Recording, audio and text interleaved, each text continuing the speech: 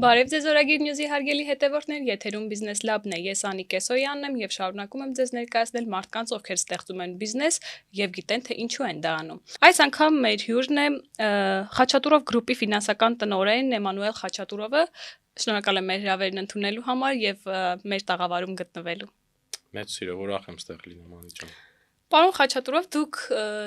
ծնվել եք Հայաստանում, ապրում եք Ամերիկայում, սովորել եք Ամերիկայի Միացյալ Նահանգների եւ աշխարհի 20 լավագույն համալսարաններից մեկում, կուզեի հատուկ նշել, որ գերազանց շրջանավարտ եք եղել։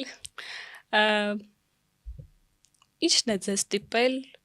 այդ գիտելիքները օգտագործել Հայաստանում եւ այն գիտելիքներից որն է Ամերիկայում ստացած այն կարևոր գիտելիքն ու փորձը, որը այստեղ փորձում եք ներդնել։ Շնորհակալ եմ Անի ջան հարցի համար, նախ հարցին պատասխանեմ, ինչի եմ որոշել գալ Հայաստան, այդքան տարի ապրելուց հետո ԱՄՆ-ում, այնտեղ կրթվելուց, աշխատելուց, հաջողակ բիզնեսներ ունենալուց հետո շատ մարդիկ կարծում են ես խելագար եմ, ինչ գործ ունես Հայաստանում, նույնիսկ մտածում են, որ իմ սովորածը, կիրառածը իզուր է լինելու, ինչ պիտի անեմ ես Հայաստանում, բայց գիտես այդ նույն հարցը ես տալիս եի, երբ որ մարդիկ կային տարեցներ, որ ասում էին ինձ ես ուզում եմ թաղվեմ Հայաստանում։ Ինչու թաղվել գալի ապրել։ Չէ, բայց հարց առաջան, ինչ եմ այդ ծայրահեղ օրինակը բերում, որտեվ մարդուն ինչ տարբերություն։ Չէ ինքը որտեղ է թաղվում, այսինքն եթե մարդու կյանքը արդեն ավարտվել է, իրան պիտի էական չլինի, բայց ինչ որ բան կա այդ հողի, ջրի, օդի մեջ, որ մարդու հոգին քաշում է։ Հա։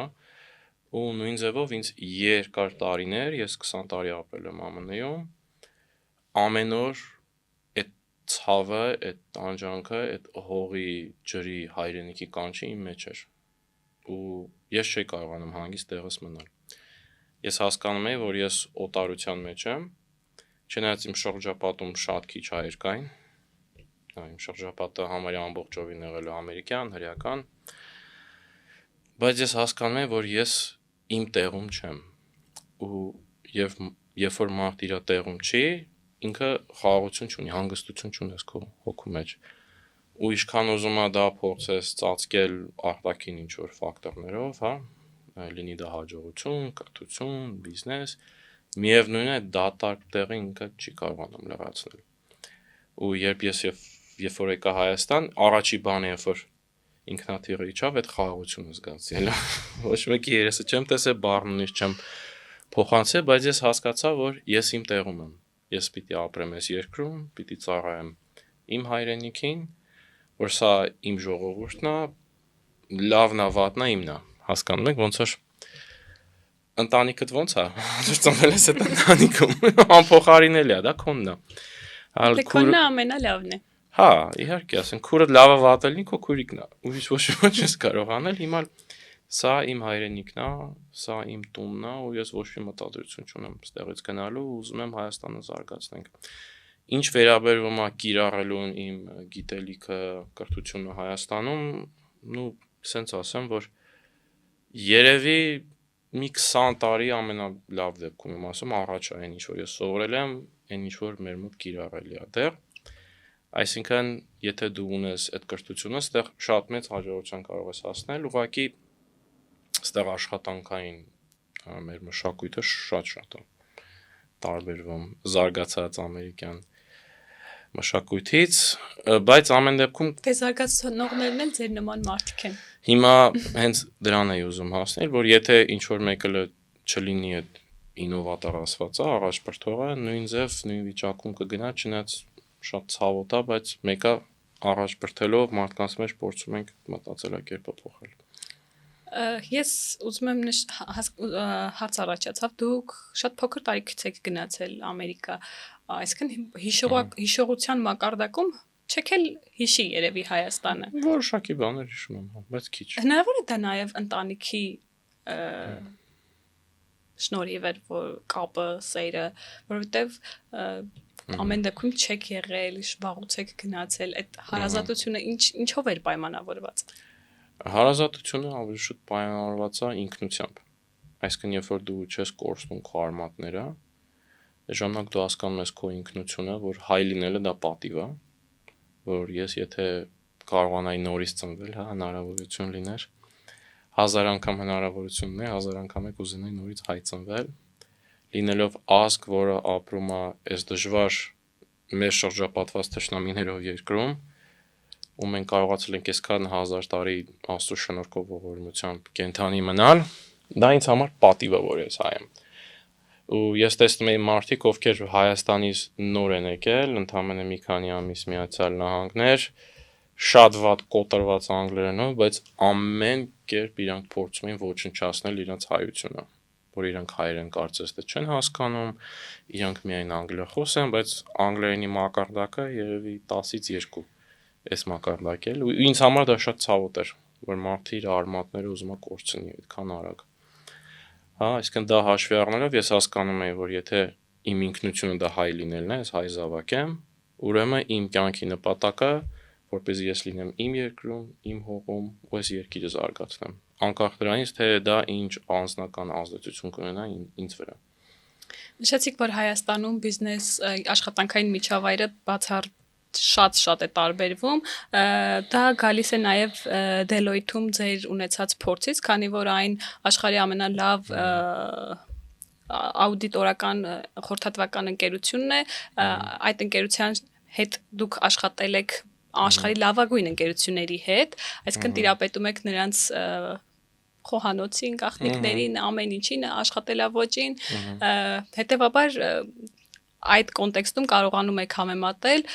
ավելի կիրառական, որպեսզի դարձնենք գլոբալ ինչ խնդիրներ ունենք Հայաստանում, հա, մեր շուկայում, աշխատաշուկայում, գիտեք, բիզնեսում, մեր աշխատանքային շուկայի ու առհասարակ բիզնեսի խնդիրները գալիս են ավելի խորքային, հա, դա ոչ թե կապված է ավելի շուտ օրենքների հետ կամ ասենք մեր ընդհանուր աշխատելավոճի հետ, այլ գալիս է մեր գաղափարախոսության հետ, հա։ Մեր մեջ, հայերի մեջ այս բան ամենայն դեպս Հայաստանում շատ դեռ խորին դրված է առևտրականության հոգին։ Հասկանում եք, որ ամեն ինչը պետքա լինի կարճաժամկետ, որ ամեն գործարք պետքա լինի մաքսիմում քեզ միայն շահավետ ու հաշվի չառնելով կառուցել հարաբերություններ գործընկերների հետ, կառուցել վստահություն, որ դու էլ ինչ-որ բաներ պիտի զոհես, որ հետագայում լավ լինի, հա։ Ու ինձ համար սա շատ ցավոտ է, անկեղծ ասեմ, որտեվ ես որ նայում եմ հրեական մոդելին բիզնեսի, հրեաները ոնց են բիզնես անում, հայերը ոնց են բիզնես անում, այդ կոնտրաստը իմ համար շատ ցավոտ է, որովհետև հայերը օրինակ խնդիր չունեն, իրանք գնան, ցանկացած ապրանք գնեն, թշնամուց, եթե դա ավելի էժան ունի փոքր։ Հա, դա լինի ցեմենտային ապրանք, դա լինի բենզին, կապ չունի դա ինչ։ Իրանք պատրաստ են դրան գնալու, չնայած այդ նույն գումարները օգտագործել են մեր երկիրը կոտորելու համար մեր տղաներին, բայց հрьяան ինքը պատրաստ է էլ ավելի բարձր գին վճարելու նույն ապրանքի համար կամ ավելի վատ ապրանքի համար, ասենց ասեմ, հա, ավելի վատ ծառայության համար, միայն թե որ դա այդ գումարը պահպանվի հրեական շրջանակների մեջ։ Այսինքն մեր մոտ դա չկա։ Մեր մոտ կոլեկտիվ մտածելակերպ չկա։ Մեր մոտ միայն ինձ լավ լինի այս պահին։ Այլ ոչ թե նույնիսկ ինձ լավ լինի նույնիսկ ապագայում, այլ միայն ինձ լավ լինի ու միայն հիմա։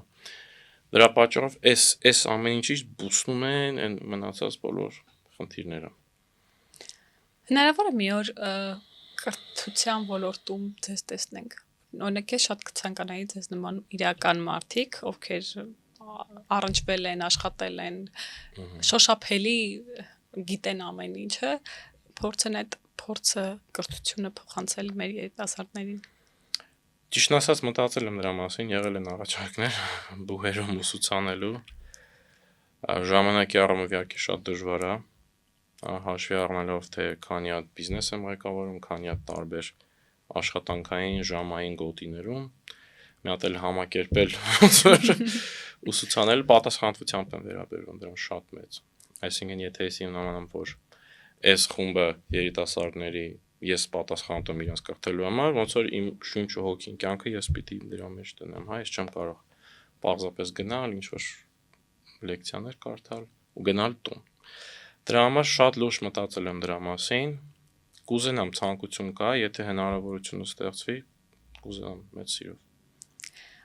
Դուք նաև ղեկավարում եք միջազգային business process outsourcing ընկերությունը, այն մեր հեռուստահանդիսատեսի համար նշենք, որ ընկերությունը, երբ կայացած շուկաներում երկրորդային աշխատանքը կատարում են այլ երկրից կամ այլ շուկաների աշխատուժը, այս դեպքում ձեր դեպքում Ֆիլիպինների աշխատուժը օգտագործում եք ամերիկյան բիզնեսներում։ Առաջին հարցը. ինչու ոչ հայաստանյան ուժը։ Լավ հարց է շատ։ Ես երկար տարիներ փորձեցի դա անել ու հասկացա, որ մենք իհարկե շատ ստեղծագործական ազգ ենք, մենք շատ խելացի ազգ ենք, բայց մենք հպարտ ազգ ենք։ Այսինքն մենք ավելին ենք ներկայացնում, քան թե իրոք մենք կարող ենք, ասենց ասեմ, հատկապես աշխատանքային ոլորտում։ Ու ես դա շատ վառ նկատեցի BPO, այսինքն business process outsourcing ոլորտում։ Ես ստեղծեցի շատ մեծ խումբ Հայաստանում, երկար տարիներով, բարձր աշխատավարձներով ամեն ձև փորձեցի այդ գործունեությունը ծավալել, բայց հասկացա, որ մենք մրցակցային չենք պարզապես։ Այսինքն այն աշխատավարձը, որ մեր աշխատողը պահանջում է, ու այն գին որակ հարաբերակցությունը, որ ինքը առաջարկում է, դա մրցակցային չի, միջազգային շուկայում։ Այսինքն եթե ես համեմատեմ Ֆիլիպինների հետ, օրինակ այնտեղ անգլերենը իրենց առաջի լեզուն է, հատկապես Սեբու քաղաքում, որը հենց կենտրոնն է ամբողջ աշխարհի BPO-ի։ Այսինքն իրանք արդեն առավելություն ունեն միջազգային շուկայում, հա։ Մեր մոտ իհարկե վերջի տարիների մեջ շեշտադրումը շատ է եղել։ Ես ուզում եմ հասնել դա որ ժամանակների մասին էր խոսքը։ Դա եղել է 2019-ից մինչև 24 թվականը։ Նոր է։ Հա։ Ցավոք նոր է։ Հա, ու ասենց ասեմ, շատ են աշխատողները բան պահանջում, քիչ բան են դրա դիմաց առաջարկում, ասենց ասեմ, հա։ Աշխատանքային վերաբերմունքը, դիսցիպլինան, օրինակ Ֆիլիպիններում դիսցիպլինան շատ խիստ է դրված։ Հա, երբ ես աշխատանքի գալիս, կարգ ու կանոնին հետևելը, հաճախորդի հետ խոսելու մշակույթը, մեր մոտ դա չկա, մեր մոտ շատ է հպարտություն, էմոցիան շատ է։ Այսինքն մի փոքր հաճախորդը էմոցիոնալ եղավ կամ մի փոքր շեղվեց ստանդարտ պրոտոկոլից, շատ վատ արձագանք են տալիս մեր մոտ էլի։ Այդ հպարտության, այդ էմոցիոնալ կովկասային էությունը բերում ենք մենք աշխատանքի տեղը միջազգային,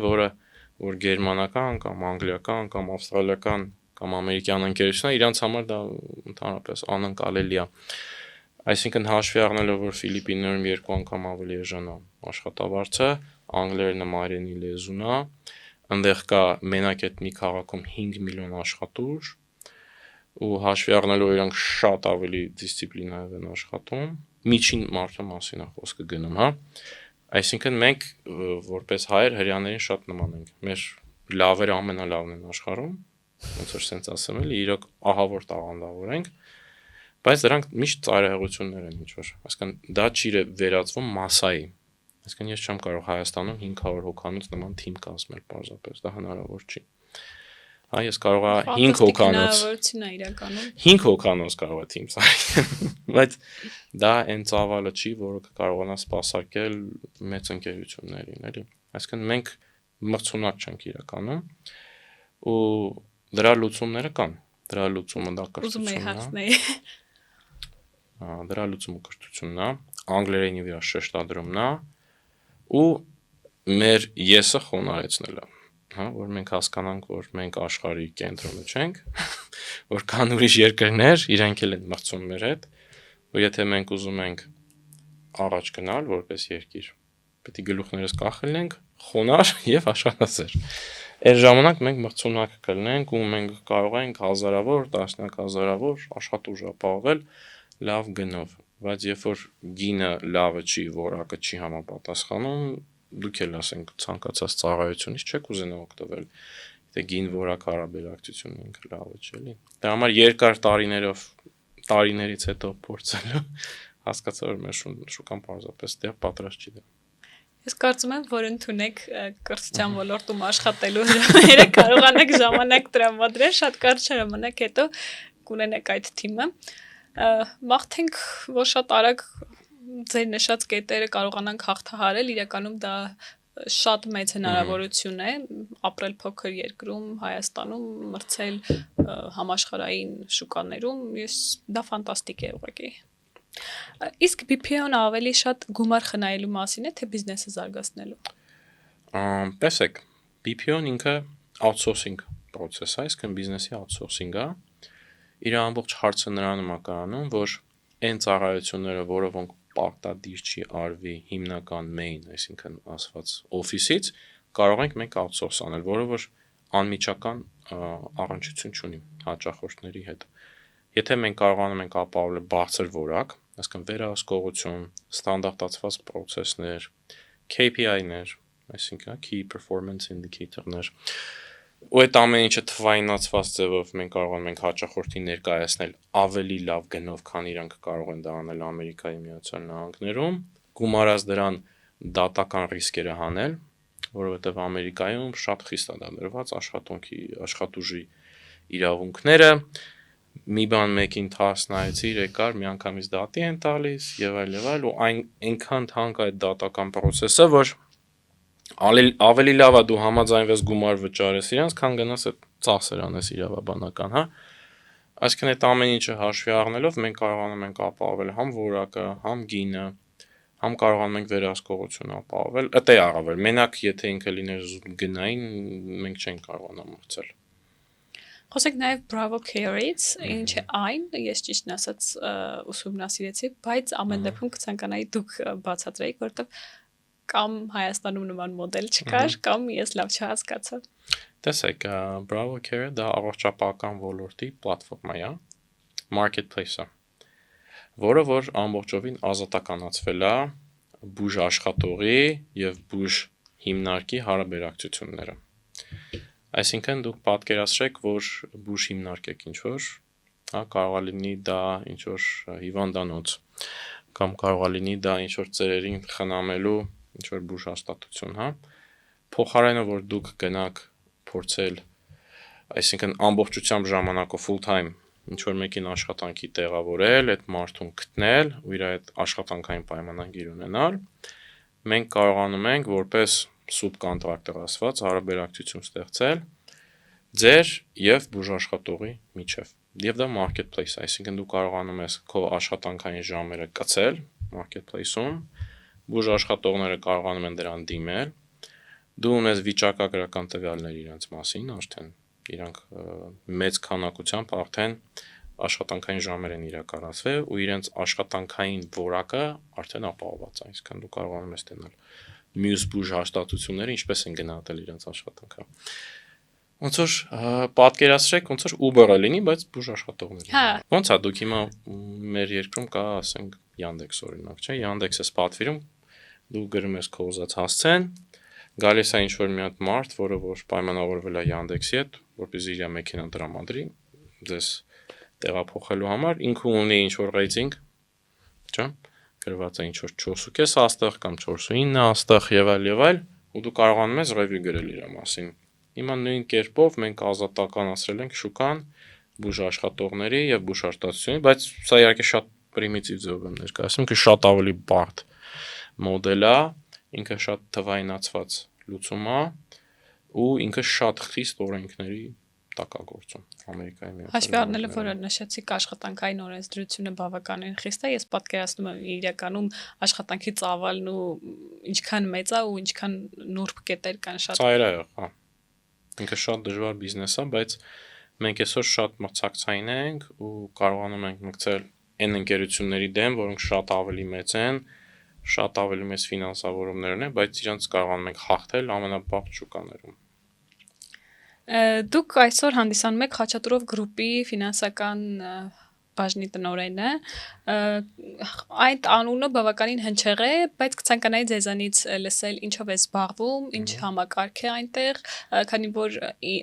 իմ ուսումնասիրությամբ այն մեկ գործունեություն չէր, բավականին տարբեր 18-19 ճյուղ ուներ գրեթե, խնդրեմ դուք մեկնաբանեք։ Այ իհարկե, դա իմ ընտանեկան բիզնեսն է, ինքը կոնգլոմերատային ընկերություն է, կոնցեռն է, որի մեջ կան մեծ քանակով տարբերություններով աշխատող ընկերություններ, ինքը ունի մի հատ board, որտեղից կառավարվում է, ես board-ի անդամ եմ, այդտեղ ես գլխավոր ֆինանսիստն եմ, ինքը զբաղվում է տարբեր լայնածավալ գործունեություններով, դրա մեջ մտնում են հանքարդյունաբերությունը, կապիտալ շինարարությունը, ներդրումային ծրագրերը, արտադրողականություն, հանքարդյունաբերություն, ռեկուլտիվիզացիոն ծրագրեր, բիզնես կենտրոններ, հյուրանոցներ եւ այլ, այսինքն ինքը բավականին լայն շղթայի գործունեություն է, բետոնի արտադրություն, ու սա իմ ընտանեկան գործունեությունն եղել 1999 թվականից, հայրս դրա հիմնադիրն է, բայց ես իմ ընտանեկան գործունեություններից բացի համել զբաղվում եմ իմ գործունեություններով, մեկը Կալիֆոռնիայում, մեկը Ֆիլիպիններում, այսինքն ունեմ 3 հատ աշխատանքային գոտի, ժամային գոտի, այո։ 3 ժամային գոտի ունեմ։ Ինչպես եք բա համատեղում։ Շատ դժվար է, բայց մարտահրավեր է, այսինքն սովորում ես ամեն րոպեն, ամեն ժամը ավելի էֆեկտիվ օգտագործել, սովորում ես, որ պետք է լինեն սիստեմաներ, որ պետք է մաքսիմում հանվի մարդկային ֆակտորը, պետք է հարվի վստահության ֆակտորը, այսինքն եթե ուզում ես գլոբալ բիզնեսով այսօր զբաղվել, եթե դու չունես լավ համակարգեր, որոնք դու կարող ես հեռակառավարել, ասենց ասեմ, լինելով ցանկացած տեղում աշխարհի վրա, լինելով Հայաստանում, Միացյալ Նահանգներում կամ Լուսնի վրա կապ չունի, այսօր դու չես կարողանալ իրականում մրցել։ Եթե անմիջական, անդադար միջամտություն պիտի լինի բիզնեսի մեջ, այսօր այս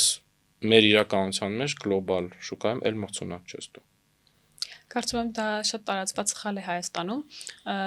Բիզնեսի ղեկավարները, ես ինքս էլ առնչվել եմ նման դեպքի հետ,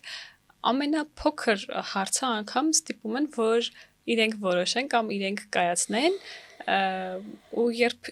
հարցնում էի, ախր դուք կարող եք մի օր չլինեք, ինչու՞ չեք ստեղծում համակարգ, որ առանց ձեզ այդ համակարգը կամ առանց անձի, նույնիսկ ինձ մեկ ուրիշի համակարգն ինքնին գործի, ինքն իրեն գործի, համակարգ ստեղծելն ավելի բարդ է, քան ինքնուրույն ամեն ինչը որոշել, բայց այդ ինքնուրույնն էլ ինչ-որ ժամանակ հետո սպառվում է կամ ինչ-որ խնդիրներ կարող են լինել։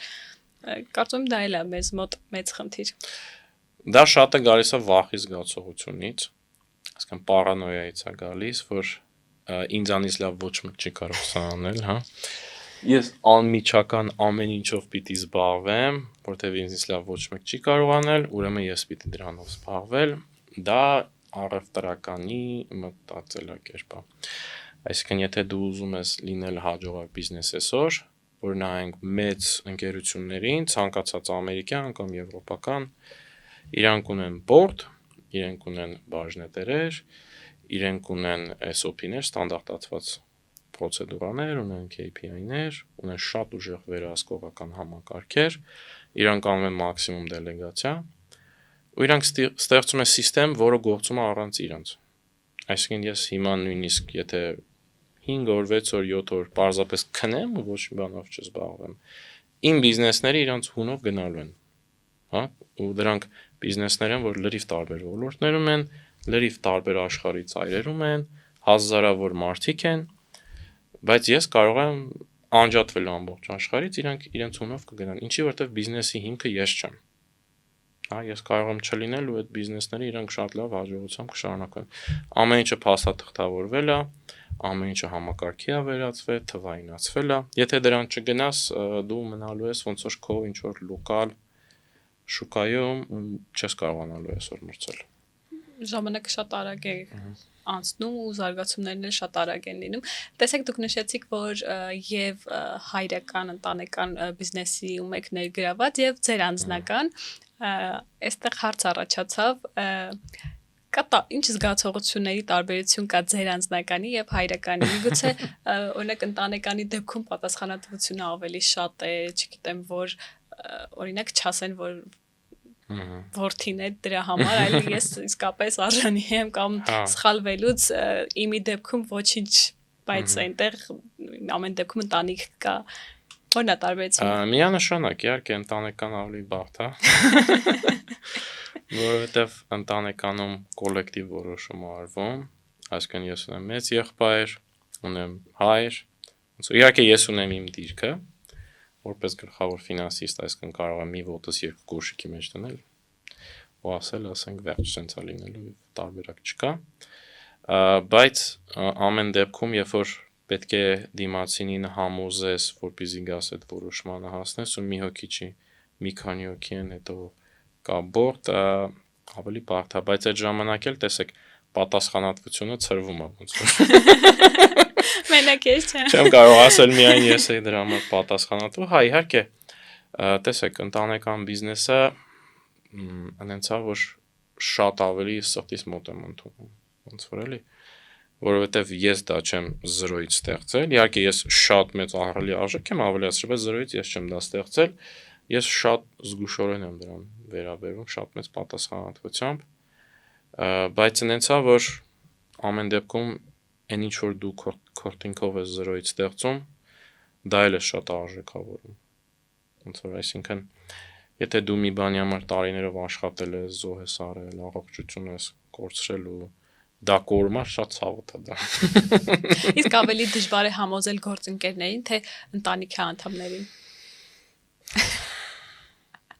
Ես կախված եմ ընտանիքից։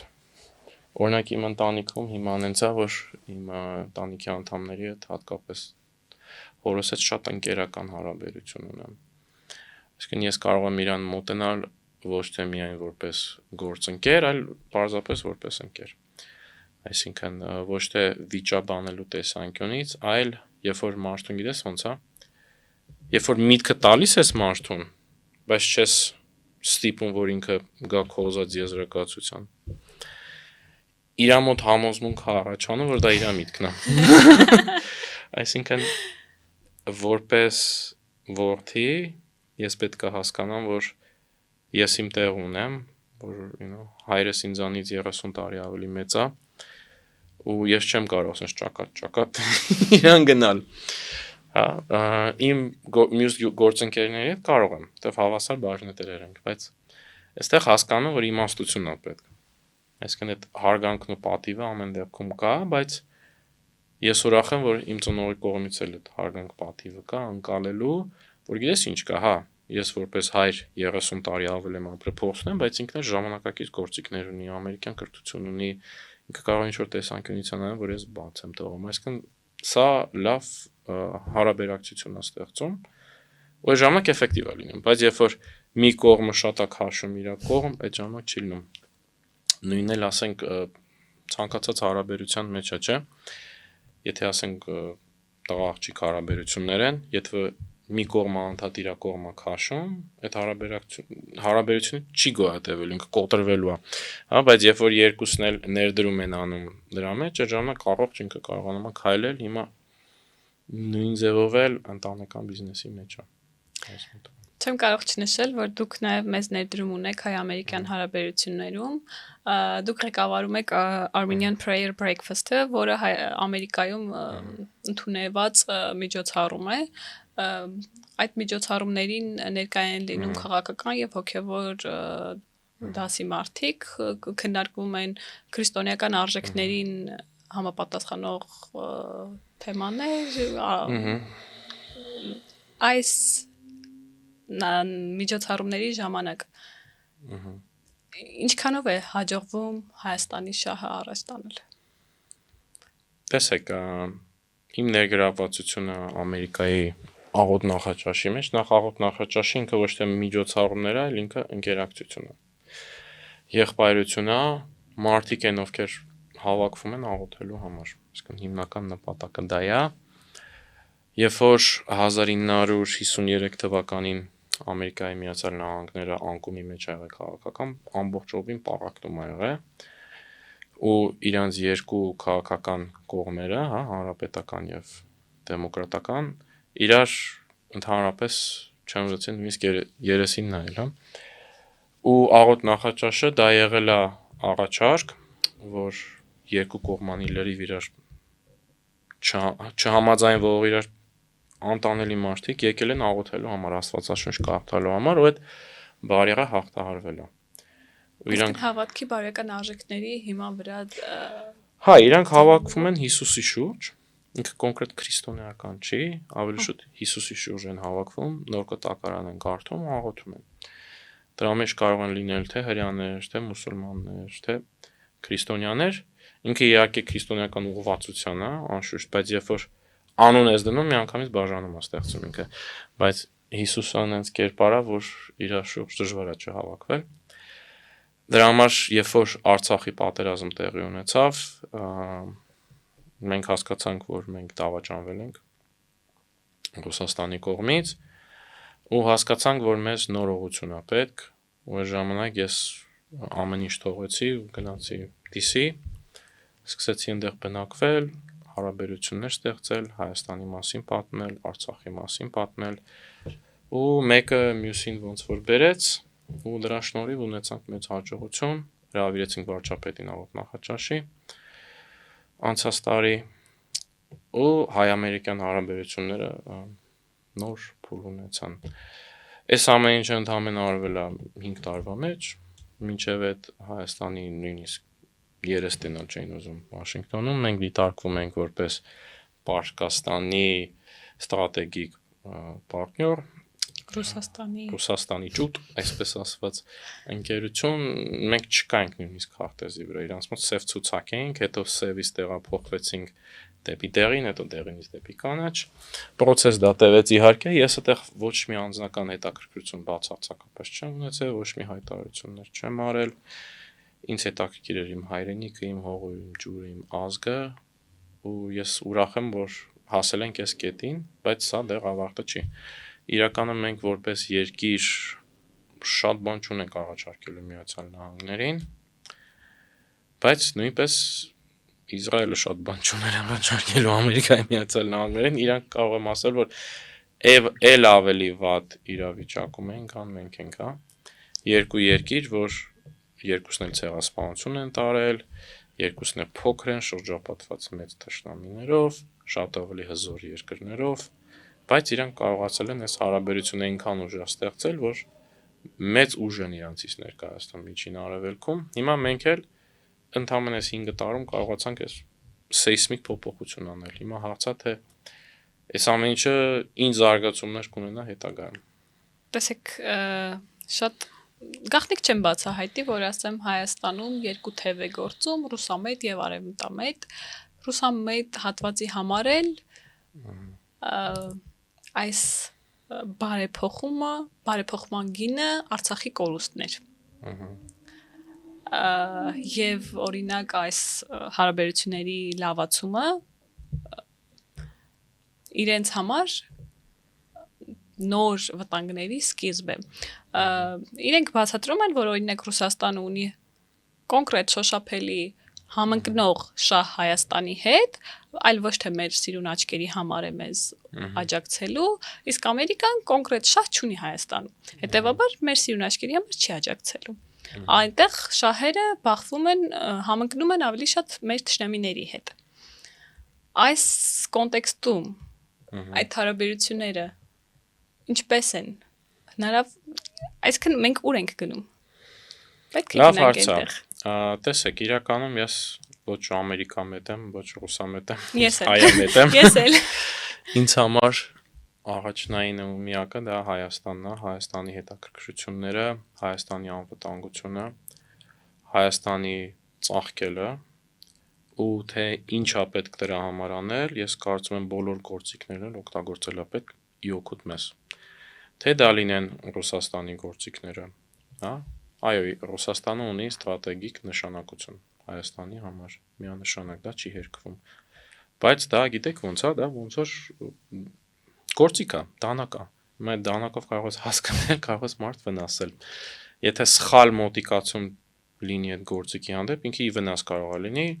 կամ էլ օգուտ կարող է լինի, նույնն էլ արևմտյան ազդեցությունը, եվրոպական կամ ամերիկյան, դա էլ է գործիք։ Հա, Հնդկաստանն էլ է գործիք Հայաստանի համար, Իրանն էլ է գործիք, ես ոչ իրանամետ եմ, ոչ հնդկամետ եմ, ոչ արևմտահետ եմ, ոչ ռուսամետ։ Ես կարծում եմ Հայաստանը պիտի դիվերսիֆիկացնի, ոչ մեկի վրա պիտի հույս չդնի, ինքներս մեր վրա ու Աստծո վրա պիտի հույս դնենք ու մեր արտաքին քաղաքականությունը պիտի լինի մաքսիմալիստ Հայաստանին իօգուտ։ Դուք նշել եք, որ հավատ արդեն նաև երևում է ձեր հետ շփումից եւ տարբեր հարցազրույցներից հավատը մեծ դեր ունի ձեր կյանքում։ Ինչպես է այն անդրադառնում ձեր գործունեության վրա։ Նշել եք հրաշքների գոյությանը հավատում եք եւ ձեր կյանքում էլ եղել են այդպիսիք, կպատմեք ինչի մասին է խոսքը։ Այո, իհարկե։ Ինձ համար իմ հավատքը Հիսուս Քրիստոսի դա ամենից առավել է, դա գալիս է առաջին իմ կյանքում, որովհետեւ ես հասկանում եմ, որ նույնիսկ այն շունչը, որ ես ունեմ, դա նվեր է, դա պարգև է ու կյանքը այնքան փխրուն է, ցանկացած վարքյանին կարող ես կորցնել, հա։ Այնքան մարդիկ կան, որ շատ հաջողակ են, ամեն ինչ ունեն, կյանքը լավ է, մեկ է շատ արագ կորցնում են իրենց կյանքը։ Այսինքն մենակ այն փաստը, որ ես կենթանի եմ, որ ես առավոտյան արթնանում եմ, որ ես կարող եմ ստեղ լինել, որ ես առողջ եմ, դա արդեն հրաշք է ինձ համար։ Դա արդեն ինձ համար պարգև է ու դա բավարար է ինձ համար ուրախանալու համար։ Հա, մնացած ամեն ինչը, ինչ որ Աստված օրհնում է տալիս է, հնարավորություններ, բիզնես, ազդեցություն եւ այլ, դա իր փառքի համար է տալիս։ Նույնիսկ այս ջուրը, որ ես խմում եմ իր փառքի համար, որովհետեւ ես հասկանում եմ, որ ես ընդամենը մարդ եմ, հողից եմ ստեղծվել, անկախ նրանից ինչ էլ հասնեմ, հողն եմ վերադառնալու։ Ինչ վերաբերվում է հրաշքներին, ես ունեցել եմ շատ լուրջ առողջական խնդիր, դիմացնոտային ներվի խախտում եմ ունեցել, որը եկել է շատ ծանր ստրեսից ուսումնական տարիներում, աշխատանքային տարիներում, ու ինքը ստեղծել է մի հատ ցավի տեսակ, որը կոչվում է ինքնասպանության ցավ, այսինքն suicide disease։ Ինքը աշխարհի ամենավատ ցավն է, իրենց վատ ցավ չկա։ Ցավերի սնդղակի մեջ ինքը համար մեկն է, շատ ավելի ծանր է նույնիսկ քան երիկամների քարը կամ ծննդաբերությունը։ Ես երբ որ դա ձեռք բերեցի, իմ կյանքը տոտալ տապալման մեջ էր։ Դա եղել է 2013 թվականին։ Ես կորցրեցի իմ հիշողությունը, մտավոր ունակություններս հիմնական կորցրեցի, իմ ուղեղին բավարար արում չէր հասնում, ու ինձ ասեցին, որ դու շատ կարճ ժամանակ ունես ապրելու, որ քո ուղեղը շատ արագ դեգեներացվում է, կորցնում ես քո ուղեղի ունակությունները, ու շատ անհուս վիճակ էր ինձ մոտ, ու ինձ դրել էին մի հատ խմբի մեջ, որտեղ կային իմ նման ուրիշ մարդիկ, այսինքն իրար հավաքվում ենք,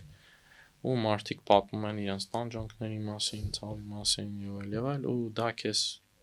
պիտի հույս տա, որ մենակ դու չես, քո նման ուրիշներն էլ կան, այն որ ոչինչ, որ հայկական ասացված կա, որ կին ասենք ծննդաբերում, ասում են, հա ոչինչ բան, առաջինը չես, վերջինը չես։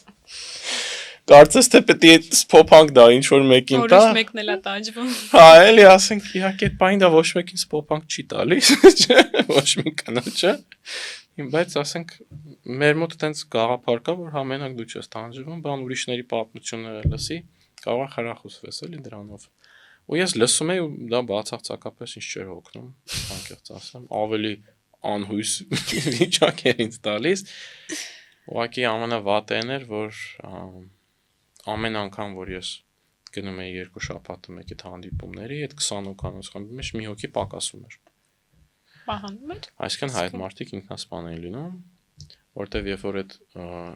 ցավային փուլը գալիս է քո մոտ, ու դու չես իմանում դա երբ կսկսվի, դու ոնց որ չես գիտակցում քո հետ ինչա կատարվում, այդ ժամանակ մարդիկ անում են, ասենք, բաներ, որ իրանք չեն հասկանում ինչ են անում, ինքնասպանության են գնում, էլի, ինքը ամենաբարձր ինքնասպանություն ունեցող տոկոսային հարաբերակցությամբ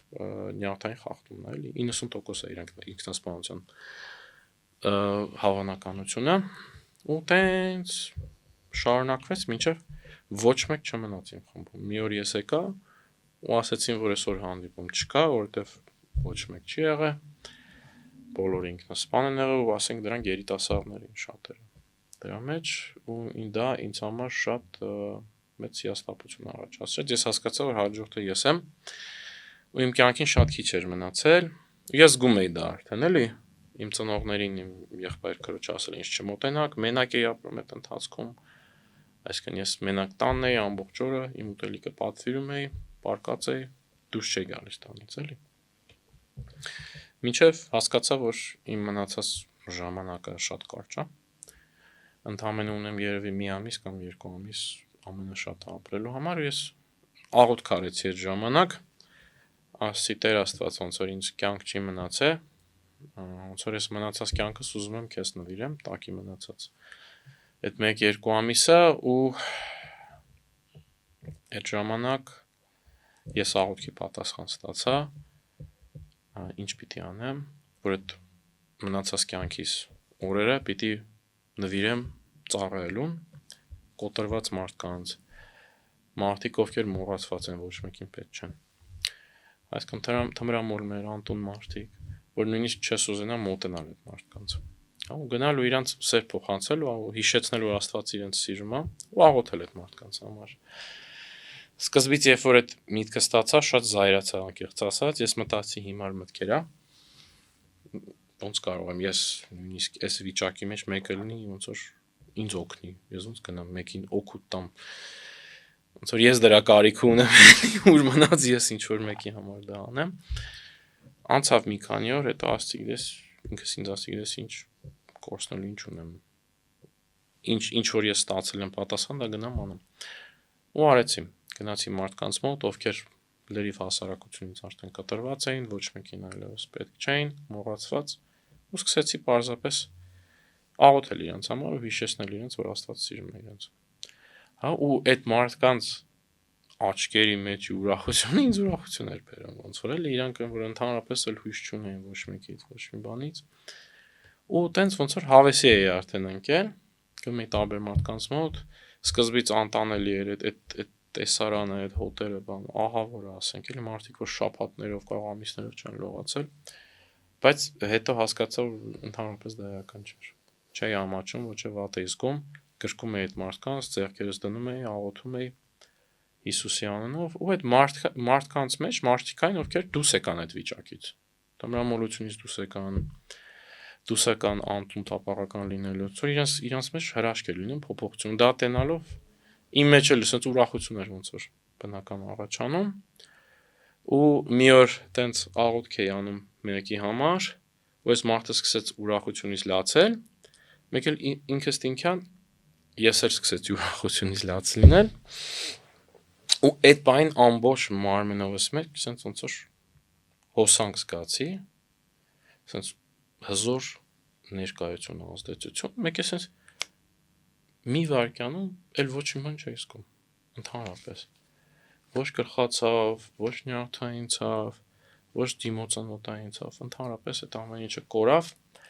ու ինձ թվաց ես կարող ասեմ քնած եմ կամ երազի մեջ եմ կամ մահացած եմ, չի հասկանում, sense էֆորիկ ինչ որ զգացողություն էր ուրախության մոտս առաջացել։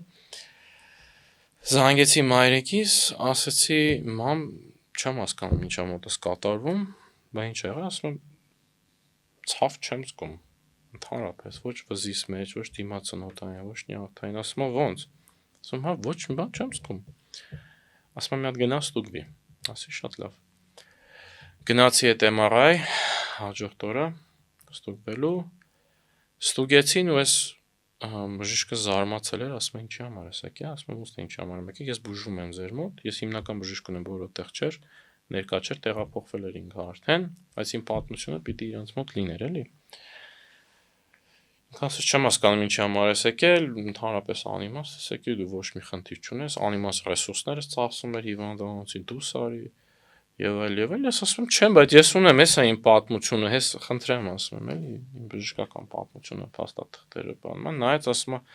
չգիտեմ, ես ինչա շփոթմունք ա եղել, կարճ ասած դուս արի մեր հիվանդանոցից, դուս եկա, ոնց որ Հաճելի շփոթմունք։ Բայց ուրախ էի, ահա որ հասկացա, որ Աստված կենթանի է, որ Հիսուսը բուժում է,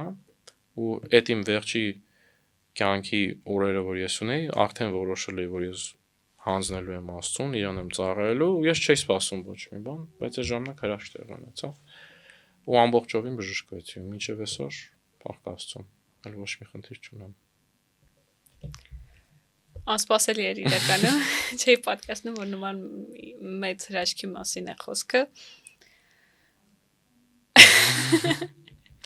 Այ, իրականում Հիսուսը կենթանի է, ու Հիսուսը բժշկում է,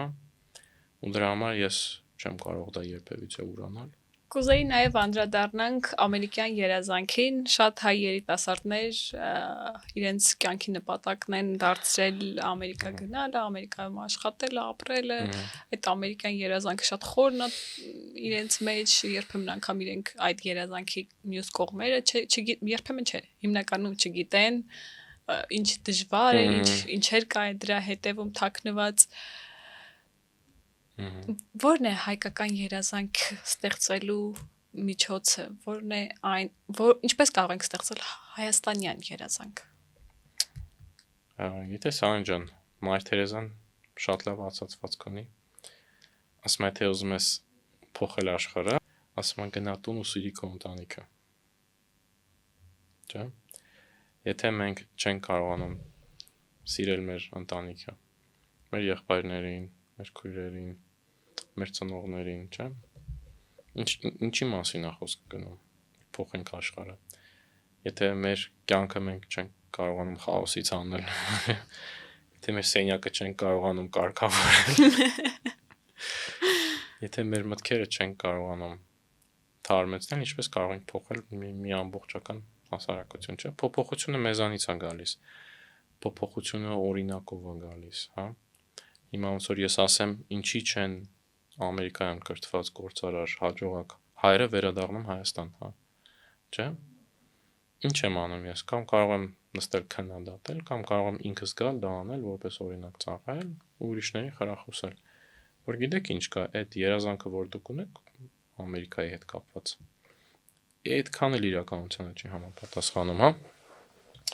Ամերիկյան շատ լավ ասացված կա, ասում են the grass is greener on the other side, այսինքն խոտը ավելի կանաչ այն կողմում, չէ։ Մեզ թվում է, այսենց մի հատ ասացված կա մեր մոտ, հայերիս մոտ, որ ասում ենք արտասահման։ Չէ։ Ես թվում է, որ մեր երկրի հայրենիքի սահմաններից դու ես դրախտ, հա։ Ես դու ես գալի դրախտը սկսում։ Ուր ուզում ես գա արտասահման, չէ։ Հենց գալիս ենք դեռ շատ վատ է։ Ես դες ասեմ ամերիկյան իրականությունը, հա։ Մարդով այնտեղ երկար տարիներ ամբողջ կյանք ապրել, մեծ հաջողությունների ասե պատրաստ չեն մեր ժողովուրդը այնտեղ ապրելու, բացարձակապես։ Հա, այնտեղ կատաստրոֆիկ դժվար է, անհամեմատ կյանքը դժվար է, ու 90%-ը այնպես ձախողություններ են ունենում, կյանքը շատ ավելի վատ, որ ասում էի, ինչի տերպետ, որ դու եկար ստեղ։ Քո երկրում Հայաստանում կայուն աշխատանք, ընտանիք, միջավայր, ամեն ինչ ունես։ Անի ջան, ստատուս։ Մարդիկ են, որ լավ կյանքով են ստեղ ապրում։ Այնպես չի, որ ամեն ինչ կորցրած էին, որ անհույս վիճակ էր, չէ, ասենք մարդիկ, ովքեր ինչ որ բանկի տնօրեն էին բարձր աշխատավարձով, երեխաները պատվավոր, հա, ուսանողներ կամ ինչ որտեղ սովորում, ստատուս ունեցող մարդիկ, ամեն ինչ վաճառում են, վարկեր են վերցնում, պարտքերի մեջ խորանում են, գնում են մի երկիր, որի հետ իրանք ընդհանրապես ոչ մի ձևի կապ չունեն, կարգ ու կանոնի հետ, ընդեղի աշխատանքային միջավայրի, մշակույթի հետ, ոչ կրթություն ունեն ընդեղի, ոչ լեզուն են տիրապետում, ոչ փաստաթղթեր ունեն,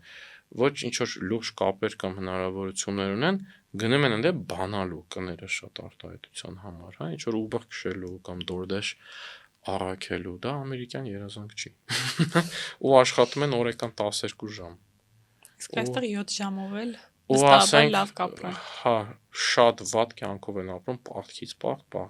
Ու դա ամենաստանդարտ օրինակն է, որ ես տեսել եմ։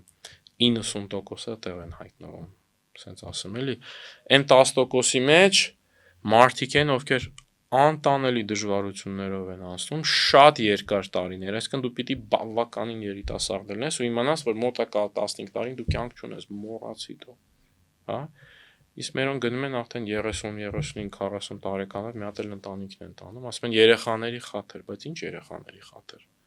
չէ՞, օտարության մեջ տանում ես քո երեխաներին, մարդիկ ովքեր արդեն ունեն այստեղ հնարավորություն, արդեն հարգանք պատիվ ունեն, կապեր ունեն, հնարավորություն է, քո երկիրն է, ինչքան ազատություն դու ստեղ ունես, չէ՞, ինչքան լծակներ, այնտեղ լծակ չունես։ Դու տեր ես, հա, ինչ-որ մի բանը դուրը չի գալիս, բացա, այնտեղ դու տիրոջ նման օվկիանոսի կաթիլը չես, փոշի ես դու ընդհանրապես, ասենք էլ այդ 350 միլիոն բնակչության մեջ ահռելի տնտեսություն, անծայրածիր մրցակցություն, ստեղով է քո մրցակիցը, չէ՞։ Ցանկացած հարցում կարող ես ստեղծել քոնը ու դրանում լավագույնը լինել։ Իհարկե, ասենք ինչ որ ծայրահեղ դեպքեր կան, ասենք հայ դեպքում, որ մարդ ահավոր նպատակասլացա ու պատրաստ է մոտակա 15-20 տարին իրականում զոհ հանելու, իր ընտանիքն էլ կարող է իրան միաժամանակ ֆինանսապես օգնել, որ ինքը հասնի ինչ որ բանի։ Բայց ոնց որ տեսնում են այս ծայրահեղ օրինակները, դա ընդունում են որպես միջին վիճակագրական, մարդը ստեյս լավ կյանքով գնում է իրականում ճորտություն անում, կաները շատ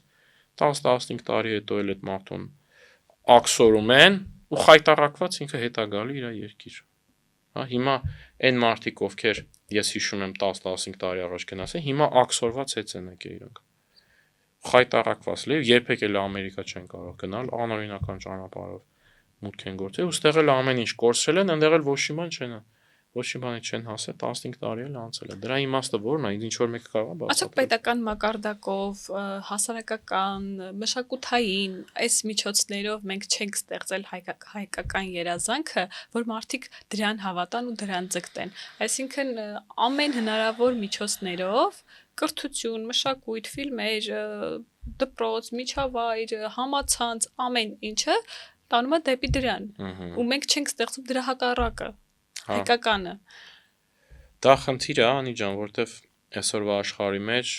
մեզ ամենձև բախտում են դեպի գլոբալիզացիա։ Չէ, ինչ է նշանակում գլոբալիզացիա։ Գլոբալիզացիա նշանակում է, որ դու ոչ թե քո երկրի քաղաքացի ես, դու աշխարհի քաղաքացի ես։ Այսինքն աշխարհի քաղաքացի լինելով նշանակում է մոռացի սահմանների մասին, մոռացի քո ինքնության մասին, դու հայ չես, արմատներիցդ լրիվ մոռացի, կրոնիցդ հրաժարվի, այո, քո ավանդույթները, քո ընտանիքը, քո ընտանիքը ասում են քո դեմ է, քեզ խանգարում է քո ընտանիքը, հաջողության հասնելու համար, հա պետությանը բերում են մտցնում են ընտանիքի արանքը ամենձև։ Չէ, ասում են, որ նույնիսկ քո սերը էական չի, տղամարդ ես, կին ես, այսինքն դու ինչ որ մի հատ սպիտակ թուղթ ես, ինչ ուզեն կգրեն, ինչպես ուզեն, այսինքն կկտրեն։ Քո անձնականությունը առանձնահատկություն են ինչ որ սարքում է քեզ ինդիվիդուալ անձնավորություն, վերածվում է։ Դրա պատճառով այսօրվա շատ երիտասարդներ իրանք չգիտեն էլ իրենք ով են։ Ընդհանրապես չգիտեն իրանք հետաքրքիր են տղամարդիկ թե կանայք, իրանք հետաքրքիր է հիմա ասենք ապրել ազատության մեջ, թե հիմա ապրել ինչ որ դիսցիպլինայի մեջ, որ հետո լավ լինի։ Չգիտեն հիմա ընտանիք ուզում են կազմել, չեն ուզում ընտանիք կազմել։ Այսինքն այդ անորոշությունն է անդադար ու այդ սոցհաղթակներով անընդհատ ինչ որ sense տեսանյութեր են ցույց տալի, ռոպագանդա, որ ազատ եղիր, քո համար ապրի, վայելի։ Ազատության սահմանը չգիտեն, ազատությունը սխալ անգամ։ Ինչ է նշանակում ազատամիտ, հա, այսինքն եթե միտքդ այնքան ազատ պիտի լինի, որ ուղղը թափում է գետնին, դա ազատամտություն չի։ Չէ, դա այսինքն ծառը դատում են պտուղներով, եթե պտուղները լավը չեն, ծառը լավը չի։ Իսկ եթե մենք տեսնում ենք սրա արդյունքը լավը չի, ինչի պիտի Հայաստանում մենք ունենանք 50% բաժանություններ, ինչ որ մենք կարող ենք բացատրել։ Սարսափելի մեծ։ Ինչի մենք ինչի ենք սովորում արևմտյան մշակույթ ընտանիքների։ Դա լավ մշակույթ չի։ Դա քանդված, այսինքն իրենք անգամ իրենք են հիմա դրա դեմ պայքարում։ Այո, ասենք ինչ ենք մենք փորձում նմանվել այդ մշակույթին ընտանիքի, որ երբ ունենք ամենալավը 14-15 տարեկանից երեխային տշում են, որ դու քեզ նուղես, հետո երբ որ ծնողները մեծանում են, ծնողներին են ամեն ձև ուզում ազատված լինեն, ծնողներին են սկսում տշելու, այդ cycle-ը այսինքն շարունակվում է, որ ասում են դու մենակ քո երջանկության մասին մտածի, ընտանիքը դա կարևոր չի, հետո կամոստանաս, չգիտեմ, ասենք էլի, ու մարդիկ ոնց որ նայում են, որ այ սա իրական կյանքն է, հա, գիշերները ինչքան ուզեմ դուրս մնամ, որ երկիր ուզենամ թռնել, ոնց ուզենամ ապրել, բա լավ, բա դրա վերջնական արդյունքը ո՞րն է։ Ոչ մեկ դա ցույց չի տալի, ռիլերով դա չի երևում։ Ռիլերով երևում է մենակ սիրուն պատկերներ, ասենք էլի, ինչ որ, հա, բայց դա իրականություն չի։ Շնորհակալ եմ։ Աստված, ընտանիք, ընկերություն եւ հայրենիք, սրանք այն 4 հենասյուներն են, որոնք դուք նշել եք։ Ինչպես եք տեսնում այս արժեքների դերը մեր ազգի վերածննդի գործում։ Տեսեք, Ասոք հենց այս հոգևոր եւ բարոյական հիմքն է գաղտնի ուժը, որը պետք է Հայաստանը ու հայերին առաջ տանի։ Տեսեք, երբ որ խոսում ենք ազգի մասին, ազգը դա կազմված է անհատներից։ Այսինքն անհատները միասին կառուցում են ազգը։ Այսինքն եթե ուզում ենք մենք ազգային փոփոխություն, սկզբից պիտի անհատական փոփոխություն լինի, հա։ Ու եթե մենք մտածում ենք անհատ որպես փոփոխության մասին, ես միշտ ասում եմ, այս շրջանակը փոքրից պիտի լայնանա, հա, չենք կարող մենք անտեսել այս նեղ շրջանակը ու միանգամից անցնել լայնին, այսինքն հայրենիքը դա արդյունքն է այս մնացած ամեն ինչի, հա, երբ որ մարդ Աստված ճիշտ հարաբերակցություն կա, երբ որ հասարակության հիմքը դա ընտանիքն է, առողջ ընտանիքներ են, առողջ ընտանիքներից ծնվում են առողջ ընկերություններ, չէ, առողջ ընկերներից է ծնվում է առողջ հասարակություն, առողջ ազգ։ Դրա համար եմ ասում, էլի չենք կարող մենք այս բոլոր շրջանակները նեղ անտեսել ու միանգամից անցնել ինչ-որ մեծ փոփոխությունների, հա։ Դրա համար ես կվերադառնամ նրան, ինչ որ Մայր Թերեզան ասեց, եթե ուզում ես փոխել աշխարհը, քո հասարակությունը, գնա տուն ու սիրի քո ընտանիքը։ Ինչու՞ չունեք ձեր ընտանիքը։ Ուզում եմ շատ, անկեղծ շատ եմ ուզում, շատ եմ ճամփորդում, ահա որ շատ, Հայաստանում քիչ եմ լինում, այսինքն դժվար է ինչ որ հիմնական բան կառուցել, որ անդադար տարբեր երկրներում ես, բայց արդեն որոշում եմ կայացրել, որ ճամփորդել ես զգալիորեն նվազեցնելու եմ, ու ուզում եմ անգլերեն բառը grounded ոնց որ ավելի հիմնված լինել, ճամփորդել այլևս տանել չեմ կարողանա, 10 տարի անդադար ճամփորդում եմ, ու շատ եմ ուզում որպես օրինակ ծառայել, շատ զավակներ, դուստրեր ունենալ, նույնիսկ որդեգրել, մեծ ընտանիք շատ եմ սիրում, էլի, բայց այդ ամեն ինչը դժվար է եղել հաշվի առնելով ճամփորդելը, զբաղվածությունը, այս հայ-ամերիկյան ընկերակցությունը, բիզնեսը Ֆիլիպիններում, ընտանեկան ահռելի բիզնես Կալիֆոռնիայում։ Ամեն դեպքում ինչ որ մի բանը պետք է զոհել։ Պիտի զոհ լինի, հա։ Այս դեպքում ինչ որ մի բան պիտի զոհ լինի, որտեվ այդ ամեն ինչը համատեղել, միատել ընտանիք փորձել ստեղծել, այդ իրականում անհնարին է։ Հիմա այդ process-ի մեջ եմ։ Բայց շատ եմ ուզում, հա։ Հիմա ինձ համար օրինակ եթե հաստեն համարում եք նպատակը տեսփային որն է, դա նոր բիզնես կառուցելու չի։ Հա, ինձ համար ես չեմ ուզում միատել ինչ որ մի նոր երկրում ինչ որ բան ունենամ կամ ինչ որ մեծ ինչ որ դիվանագիտական հաջողության հասնել, որտեվ եթե ես չեմ կարողանում ստեղծել իմ ընտանիքը օրինակ ծառայել, այս ամեն ինչը արդեն ինձ համար անիմաստ է, չգիտեմ, մարդկա ասում է ես ինձ համար եմ ապրում, ինձ սենց լավ է, ազատ եմ, դուր է գալի, ում հետ ուզեմ կշփվեմ, որ երկիր ուզեմ կճամփորդեմ, ինչ կուզեմ կանեմ։ Այդ ամեն ինչը ինձ համար դատարկ է, եթե չկա ընտանիք, եթե չկա ընտանեկան օջախի ջերմություն, չկա երեխաների ձայներ, չկա սիրելի մարդ, ինձ համար դա դատարկ է, անիմաստ է։ Շնորհակալ եմ պարոն Խաչատուրով, իրականում մեր այսօրվա զրույցը համ ինձ էր շատ հետաքրքիր, վստահ եմ շատերի համար նաև ու շատ ուսուցողական։ Հաղորդման այս հատվածում ունենք մաս, որտեղ մեր նախորդ հյուրը հաջորդ հյուրին հարց է գրում եւ մաղթանք։ Մեր նախորդ հյուրը DCD ընկերության փոխտնօրեն Հովհաննես Բասենցյանն է, ով ձեզ հարցնում է, որքան ժամանակ եք տրամադրում բիզնեսի համար ստեղծագործելուն եւ դրանք ռազմավարության մեջ ներդնելուն։ Այսինքն ժամային տեսանկյունից։ Երևի։ Աղտանում եմ ամեն օր ժամը 8-ին, աշխատում եմ մինչև գիշերվա 2-3-ը, շաբաթ կիրակի, եթե չեմ աշխատում, աղոթում եմ, եթե չեմ աշխատում, մազասրահում, զբաղվում եմ, սպորտով եմ զբաղվում, ծանրաքաշերով։ Պարոն Բասենցյանը ձեզ մաղթում է զարգացում եւ կայուն աճ։ Ձեզ եւ ձեր բիզնեսը։ Կխնդրեմ նաև, որ դուք մեր հաջորդ հյուրի համար հարց եւ մաղթանք գրեք։ Դե ինչ այսպեսին էր այսօրվա մեր հաղորդումը, սիրենք մեր երկիրը, հոգ տանենք մեր ընտանիքների մասին, հավատարիմ լինենք մեր արժեքներին։ Շնորհակալ եմ, կհանդիպենք հաջորդ շաբաթ։